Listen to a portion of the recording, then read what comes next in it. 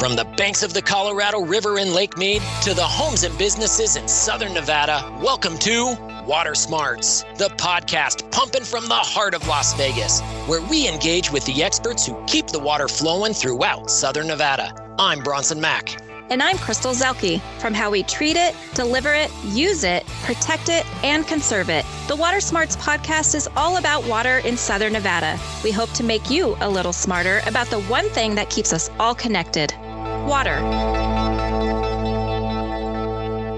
Hey, Bronson, we're back for another Water Smarts podcast. How are you doing today? I'm doing great, Crystal. Great to see you here on Water Smarts. You know, kind of interesting and kind of timely, too. There was a recent study that was published in Nature and Climate Change, which is a journal. And this study was looking at the historic droughts in the West. And it looked at the West as a whole, but for us here in Southern Nevada, it's really more specific to the Colorado River Basin, since that's what provides 90% of our water supply. And what's really interesting with this study is that it indicates that right now, what we've been experiencing over the past 20 years, as we've been communicating with Southern Nevadans about drought and the need for water conservation, this study comes in and reaffirms that this is the driest 20-year period in the past 1,200 years of the West. And that's just such an interesting and stark fact. And the way that they determine that is they went and did research on tree rings. As they looked at trees, and with the rings that the trees create, they're able to determine wet periods of time and very dry periods of time. And so with that, we are really not just in a mega drought, but we are experiencing aridification. I suspect that Zane, who will be our guest on this podcast, I suspect that Zane's going to bring up aridification, as it's really kind of an emerging term as we talk about drought, as we talk about climate change. And this is the manifestation of climate change, a warmer and drier future for us. So for us here in Southern Nevada, it just means we need to continue to be smart about how we're using our limited water supply. That's exactly it. It's all about conservation. And so one of the things is it's spring and it's time to change your watering clocks according to our watering schedule. However, you know here, everybody, if you've lived here long enough, that March and April can still be really cool. It doesn't really start warming up till May, sometimes even late May. So there's no need to jump in and water your landscape 3 days a week. Really just continue doing your winter watering 1 day a week until it starts to push 80, 90 degrees. Then start to add and increase your watering days up to 3 days, no more. And remember, never water on Sundays. And these simple actions really can save a lot of water, since a majority of our water gets used outdoors. Great tip. Make sure you're changing that sprinkler clock every season. This is the time of year when we can start to slightly increase our irrigation. But just like you said, Crystal, you want to step that up slowly. You want to ramp that up. You don't want to go from 1 day a week to 3 days a week overnight.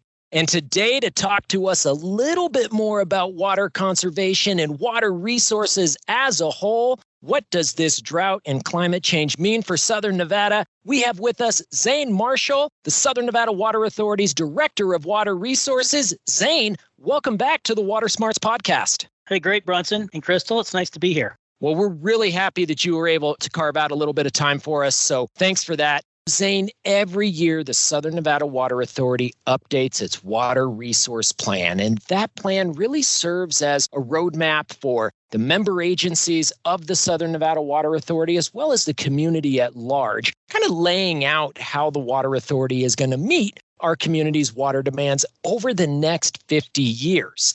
Now, some years there are minor changes to that water resource plan, and then other years there's some pretty significant changes to that plan. And this happened to be one of those years in which the Water Authority made some pretty significant updates to its water resource plan. Can you share with us a little bit about what the driver is for those changes in the recent plan? Right. So, Bronson, there are 3 drivers that impacted the latest resource plan. First, our water supply picture is changing due to the impacts of climate change. Second, the population in Southern Nevada is growing more rapidly than previously expected, which is projected by the Center for Business and Economic Research at UNLV. And then finally, the community's conservation progress has stalled over about the last 9 years. 20 years ago, the drought started and climate change has been impacting our water supply and causing challenges for meeting Southern Nevada's needs. As you mentioned, the Colorado River is in shortage condition, and we expect to be operating under water shortages for the foreseeable future. This is why conservation remains so important. It's central to how we balance water supplies and demands. So in the last plan adopted by our board of directors, we took into account the decrease in flows in the Colorado River, the increase in population, and the fact that we need to ratchet up conservation to stretch our limited water supply. So Zane, let's break that down a little bit more so that our listeners can understand why these issues impact our water supply here in Southern Nevada. So everyone who's lived here long enough knows that we are in one of the driest, hottest climates in the United States. We are in a desert. Las Vegas is one of the fastest warming cities in the country. But some people may not be aware that 90% of our water solely comes from the Colorado River. And we only get 300,000 acre feet of that river water a year, which is not much. And as we mentioned, the river is in a shortage, and this year we will see our supply reduced by 21,000 acre feet, and that equals about 7 billion gallons of water.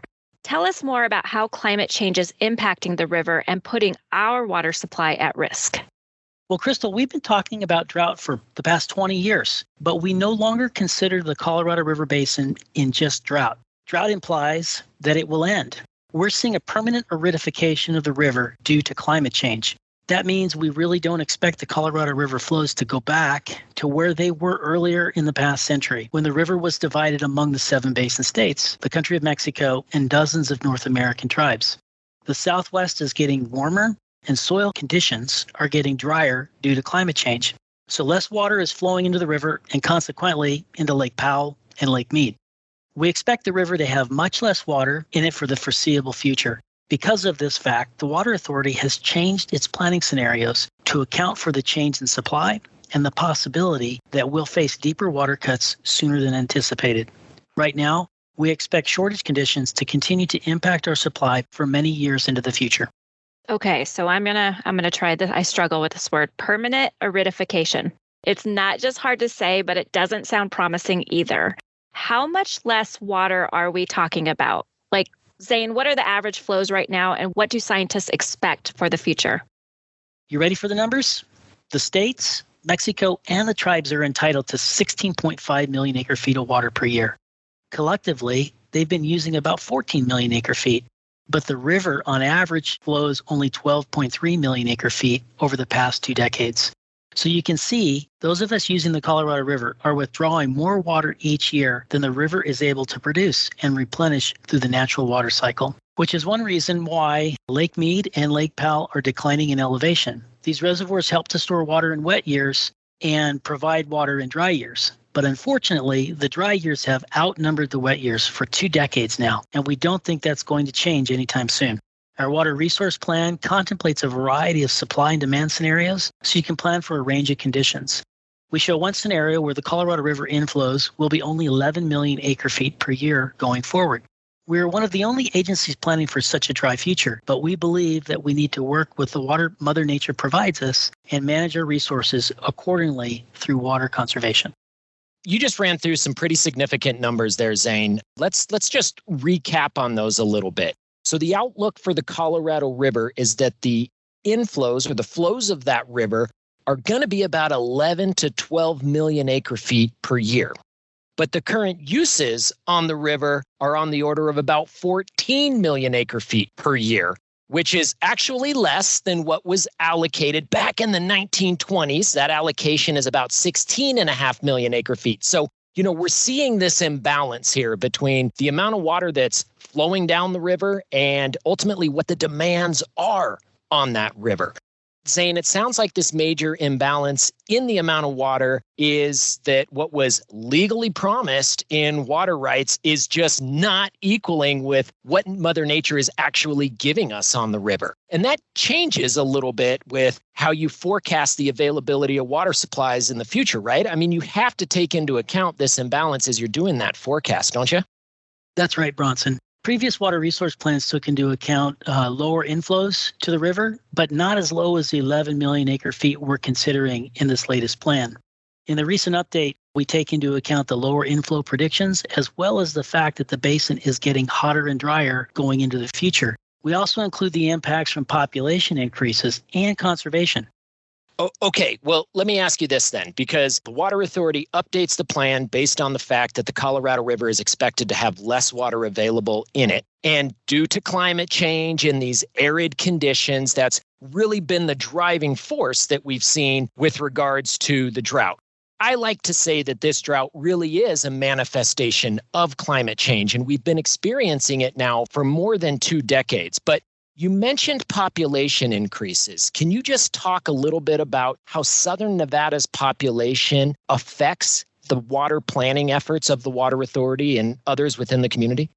Right. So when COVID-19 hit, Southern Nevada's economy was affected. In normal times, that would cause population growth to slow down. But what we couldn't predict, however, was that because of the pandemic, people were able to work remotely. And a lot of companies are maintaining that work from home model. This allows people to move to Nevada, but keep their jobs in other states. So despite the initial hit that the pandemic had on our economy, it didn't significantly slow down the house market or people relocating to Southern Nevada. Right now, the UNLV Center for Business and Economic Research forecasts that Southern Nevada's population will reach 2.5 million people by 2024 and hit 3.02 million by 2035. We had to update the water supply and demand models in the new resource plan to take into account that population growth and the adjustments to the population projection that the university made. And we show that through continued water conservation, our economy can continue to diversify without affecting water service to existing homes and businesses. And this is exactly why conservation is so important here in Southern Nevada. The Southern Nevada Water Authority likes to reference our community's comprehensive and progressive conservation programs that not only help people save water, but also save money. And it's because of the community we've been able to conserve as much water as we have. It's really been a collective effort. And in fact, to the community's credit, we've used 24 billion gallons less water in 2020. Those are the last numbers we have so far, than we did in 2002. That's pretty impressive. That represents a 47% decline in the community's per capita water use. But conservation gains have remained flat over the past few years, as you mentioned earlier. How does conservation fit into our water planning efforts? Well, as an agency and as a community, we've taken extraordinary measures to respond to the drought conditions over the past 20 years. We've invested in infrastructure like the deep water intake and the low lake level pumping station to ensure we can access our water supply, even if Lake Mead's water levels continue to drop. We are investing in our water delivery system to ensure it remains one of the most efficient in the nation. These infrastructure investments, they help reduce water loss from leaks and main breaks, and it also helps ensure a more reliable water system so when you go to your faucet and turn the knob, you can expect water to flow. The Water Authority has developed additional water rights on the Muddy and Virgin Rivers, and we have banked 8 years of water supply in reserves, which can be used as a temporary bridge if we need it, until we can secure other water resources. We've also invested in conservation programs to encourage the community to reduce its water use and protect our water supply. But as you noted, conservation gains have been flat in the past 7 years now. Increasing water conservation is essential to ensuring our community's economic success and sustainable future. And we have to implement new policies to help the community conserve even more water. So the Water Resource Plan includes a new conservation goal and proposes a number of new programs and policies that will help stretch our limited water supply until we can secure additional resources. Zane, I'm glad you brought up the deep water intake and the low lake level pumping station. You know, that investment was made by the water users here in Southern Nevada. Everybody is paying for that infrastructure through their water bill, and that is securing access to water supplies in Lake Mead, regardless of what the lake level is. So that's obviously a huge benefit from a security standpoint for Southern Nevada. You know, and you also brought up the conservation goal. Can you just talk a little bit about how much water per person is used in the valley. I know that's referred to locally as GPCD, gallons per capita per day. And right now, Southern Nevada is using about 110 gallons per person per day. I know that there was a revision to the goal that was done recently because of the shortage conditions and the need to continue to have this community contribute to water conservation so we don't stay in that plateaued stage. And my understanding is that new goal is 86 gallons per person per day by 2035. So Zane, I know that's a lot there on the front end, but can you just talk a little bit about how the Water Authority plans to reach that aggressive conservation goal? Right. Well, thanks, Bronson. Even though this community has been extremely successful in conserving water over the past 20 years, it's still very important that everyone do what they can to save water, given what we've talked about in terms of the impacts of climate change. Climate change doesn't only impact our water supply, but it also has negative impact on demand, so it will actually increase demands over time. So one of the most important things each residential and business customer can do is to follow the mandatory seasonal water restrictions. If everyone followed the water schedule, we'd have a significant amount of water. The member agencies are stepping up enforcement of these water restrictions through the variety of methods, including increasing their water waste patrols. We will continue our current conservation programs, but we also are considering and implementing major policy changes that will save a significant amount of water. On your last podcast, you talked about the implementation of Assembly Bill 356. That new law prohibits use of Colorado River water to irrigate grass in streetscapes, parking lots, and around commercial, HOA, and multifamily properties. If the grass is used only for aesthetic purposes, it must be replaced. Along the same lines, the Las Vegas Valley Water District recently prohibited the development of any new golf courses in its service area, which will help manage water demands going forward. Two other important policy changes were approved recently by the SNWA board. These policies restrict new turf installation and spray irrigation in all new developments except for parks, schools, and cemeteries. And they also put a temporary moratorium on evaporative cooling systems in all new developments, excluding single-family homes. So no more grass in new development. So if there's a new housing development that's built in Southern Nevada going forward, they aren't allowed to have grass in the front yards or the backyards of those residential developments. Is that correct? That is correct, Bronson. That makes a lot of sense, especially when you consider how we use water in Southern Nevada. About 60% of our water supply is used outdoors. That's water we only get to use once. That's water that is primarily used for irrigation. You know, I like to say that if it's green and it's growing here in Southern Nevada, it is being irrigated, and it's being irrigated by our drinking water supply. For our listeners who may not necessarily be aware about evaporative cooling systems, which you mentioned, these are kind of like swamp coolers. That's a form of evaporative cooling, but larger properties, high rises, or big box types of developments that we see throughout the community, they use evaporative cooling systems that are a little bit more intense than just a swamp cooler in order to cool those indoor spaces, and they are very water dependent. So requiring new industrial, commercial, and other businesses to find alternative methods to cool those buildings will save a significant amount of water. Is that correct? And this is for new development, right? That's right, Bronson. So these are cooling towers and the industrial size swamp coolers that we're talking about. And in fact, evaporative cooling systems like these are Southern Nevada's second largest consumptive water use after spray irrigation on grass. They exhaust nearly 10% of our water supply, and landscape irrigation consumes about 60%. So these two new resolutions will become part of our municipal ordinances and planning commission requirements.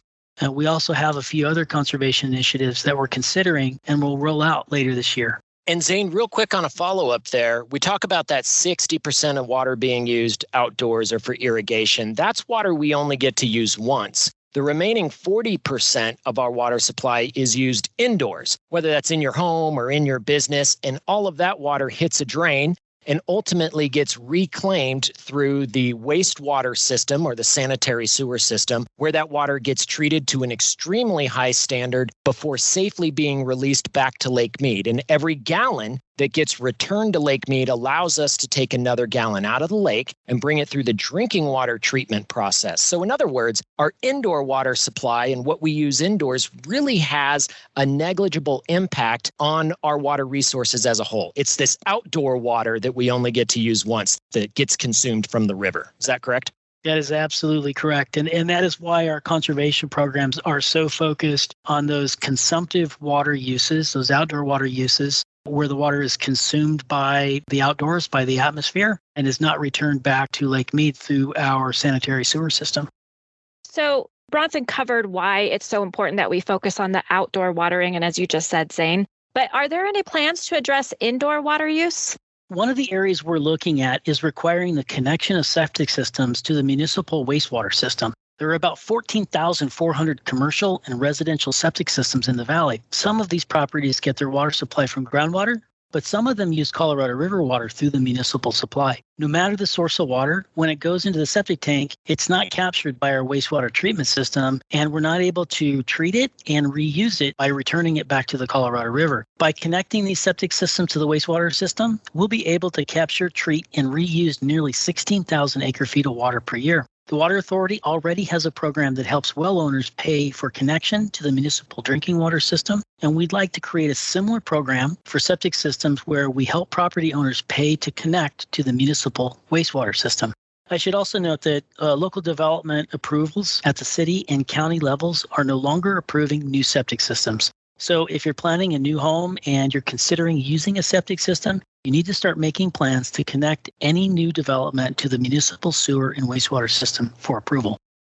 That makes a lot of sense. Obviously, any water that goes into a septic system stays in that septic system. So we want to make sure that that wastewater gets back into the community's wastewater system where it can safely be treated and returned back to Lake Mead so it can be reused. Zane, that's a huge lift, I got to assume, to help communicate out to our community. We've got the new conservation goal. You've got new policies to help reach that goal, prohibiting grass and new developments, working to minimize the amount of evaporative cooling in new developments. And you also mentioned earlier that the Water Authority is looking to secure additional permanent water resources. You talked a little bit or mentioned the Virgin and Muddy River, which obviously is good in helping to diversify those water supplies. So how are we going about doing some of this as far as securing new water resources? Where are we able to find some of that new water? So Bronson, there are several things that we're doing, from protecting our current supply to finding new sources of water, like you mentioned. The Water Authority is working with the Colorado River water users to protect the river and Lake Mead elevations. If lake levels continue to drop, we'll face additional reductions in our water allocation. Recently, Nevada, Arizona, and California signed an agreement to try and keep an additional 500,000 acre-feet of water in Lake Mead. The three lower basin states have agreed to protect Lake Mead's water level by reducing how much water we draw over the next 2 years. As part of the plan, the three states will take additional conservation actions to help stave off further mandatory shortage reductions. So protecting Lake Mead's water level is important because as the water level drops, additional shortages would be declared. Right now, Nevada has had its water supply cut by 21,000 acre-feet. If the lake continues to drop, we could see it increase to 30,000 or even 40,000 acre-feet per year. And while we'll have access to our water supply no matter how low the lake gets, thanks to the low lake level pumping station, there is a point where Hoover Dam can't generate power or release water to Arizona, California, and Mexico. It's in the best interest of all three states and the country of Mexico to protect Lake Mead's water levels. So this new agreement requires the lower basin states to invest in water efficiency programs and projects to reduce water usage. We've also leased and purchased water rights in the Virgin and Muddy Rivers, which provides a water supply independent of our Colorado River allocation. This water is primarily stored in the reservoir for our future use, and again, it helps to stabilize the elevation of Lake Mead. The other projects we are pursuing is a partnership with the Metropolitan Water District of Southern California. Through this partnership, the Water Authority is helping to fund a regional recycled water facility in Southern California. Met would capture and treat wastewater, much like we already do here in Southern Nevada. And in exchange for helping fund the recycled water system, we'll get a portion of California's Colorado River allocation, which we would pull from Lake Mead. Through these types of partnerships, we can help protect our water supply and find new resources. Zane, when I talk to people about the importance of conservation, it seems like people are on one end of the spectrum or the other. I do often hear people say it's necessary. I know that I live in a desert and conserving water is a way of life here, but some people just aren't yet sold on the idea of how important it is that we conserve here. A lot of times people think that by conserving water, they're just providing more for developers or new residents, and they don't feel like that benefits them. Can you talk about why water conservation should be important to every single person who lives and works here? So our water supply is facing serious challenges due to climate change. By reducing our individual water use, we're protecting the investments we've all made in our homes and in our businesses. Conservation is really the number one water resource we have available to us, and certainly one of the most cost-effective and reliable resources. By conserving today, we're protecting our own investments, supporting the local economy, and providing for the future. We also have the smallest allocation on the Colorado River. So our conservation efforts have helped serve as a model for other communities in the West and throughout the world.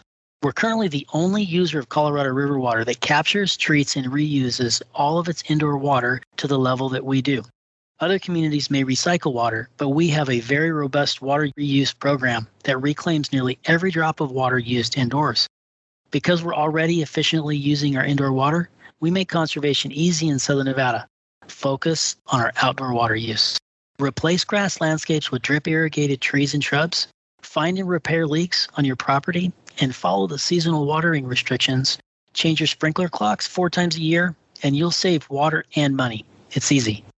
Following those seasonal watering restrictions really is one of the easiest things that we can all do. Changing that sprinkler clock 4 times a year to follow along with the seasons. Obviously, your landscape doesn't need as much water in winter as it does in summer. And so when we all make that adjustment, that is huge water savings for us. You know, our agency, the Southern Nevada Water Authority, really does lead by example for other Colorado River users.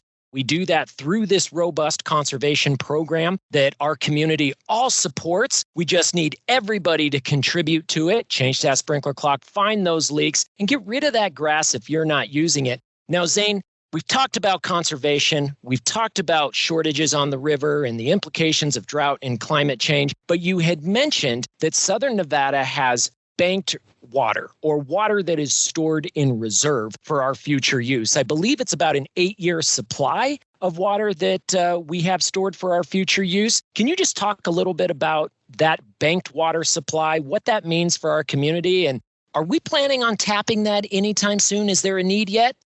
So Bronson, we consider the banked water a temporary resource because once we use it, it's gone. In Southern Nevada, we've injected Colorado River water into the groundwater aquifer here in the valley, and we can draw that water from the aquifer when needed. We've also stored water in groundwater aquifers in Arizona and in California. And if we want to draw that water, we'll just withdraw our share directly from Lake Mead. Then Arizona and California would take an equivalent amount out of their aquifers or their distribution systems. We just exchange it. So in total, we have more than 2 million acre feet of water stored in reserve for our future use. This also includes virgin and muddy river water that I mentioned, as well as water we conserve each year. These temporary resources are like a water savings account to help bridge gaps should we need to develop other permanent resources. Oh, so these water supplies help to bridge in the event that other permanent resources are coming online, and maybe there's some years before those resources are available to us. These temporary resources would be tapped in order to bridge that time period. That's right, Bronson. And again, they're temporary resources. They're exhaustible, and we want to use conservation to delay the need of those resources as long as we can. I'm so glad you brought that up. Because really, as this community conserves water, as we reduce our demands as a community as a whole, that pushes out the need for us to do things like make investments with other states to develop other water resources, like we're doing with the Metropolitan Water District in Southern California and their large-scale recycled water project, or any other types of viable partnerships that may come to fruition in the future. So like you said, conservation really is our number one resource that we have here, and it is the most cost-effective for us. It just requires every Southern Nevadan to be very cognizant about how we're using water, especially outdoors. So Zane, we've stressed how serious our current water situation is right now, but I don't want our listeners to feel like the situation is completely hopeless. We've done a great job as a community conserving water and investing in the infrastructure needed to protect our water supply.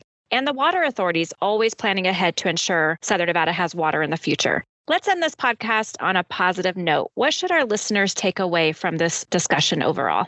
Well, Crystal, it's important for our listeners to know that many in our community have been doing a great job conserving water over the past 20 years, and this has helped protect our water supply. Everyone can contribute by being mindful of how we use water outdoors. Basically, doing these 3 things will make a big impact. Follow the mandatory seasonal watering restrictions, which include watering only 3 days a week in spring and fall, only 1 day a week in winter, and in summer, don't water between 11 a.m. and 7 p.m. And no matter what the season, never water on Sundays. Second, check your irrigation system often for leaks and waste, and report water waste if you see it. And finally, if you have grass in your landscape that's never used, if the only person that walks on it is the person that mows it, then you should check out the Water Authority's Water Smart Landscape rebate program. The rebate pays up to $3 a square foot to replace grass with drip irrigated plants and trees. And replacing grass with a Water Smart Landscape saves a significant amount of water and money. As an agency, the Water Authority will continue to work with our Colorado River partners to look at long-term solutions to protect the river and Lake Mead. And we're working with our member agencies to enact policy changes that will ensure new development is water smart and find other ways we can conserve. But we're counting on the community to use water wisely.